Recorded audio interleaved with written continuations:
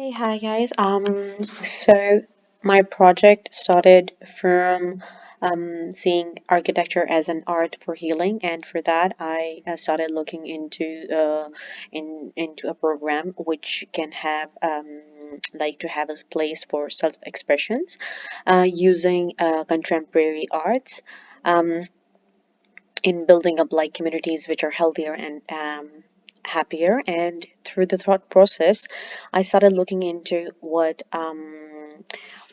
should be done in the design, in interior design, and how the height of the buildings work, and how the facades work with how active and how much activity can be done in front of those buildings.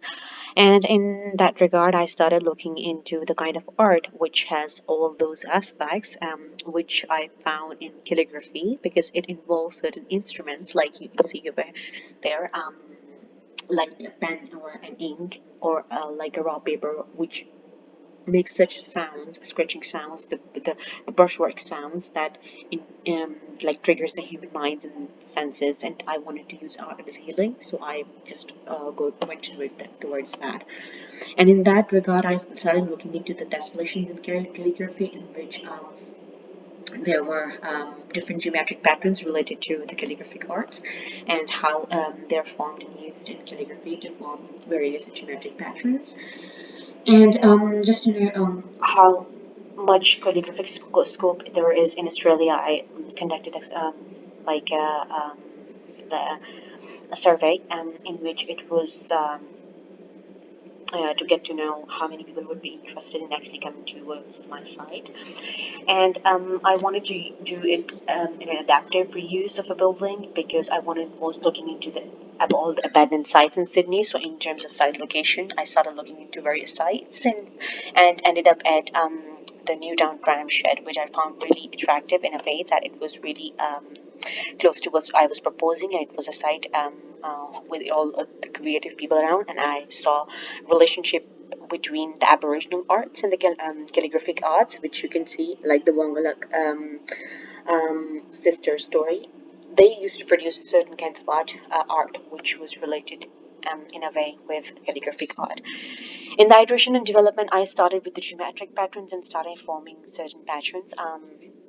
And started arranging in the form of plan, like from the tram track area. And in that process, I found that there were certain limitations to the constraints to the adaptive reuse of the site, which was pretty much mentioned on the site, like interior spaces should be kept as the same, the structure or the north and the west elevation should be kept as same as the height of the site. So including that, I started forming into different geometric patterns which could fit into those constraints, and looking into the materiality and the structures, and working with the models. I started looking into how the zonings of the art workshops and the childcare center and the gallery and the maker space should be placed in that space to make the most usable of it. And I placed gallery on the side to so that the interior wall have their heritage maintained, and I wanted to do interventions in terms of like make it into an variable and reusable spaces. So that was it, my thing up till now. Thank you.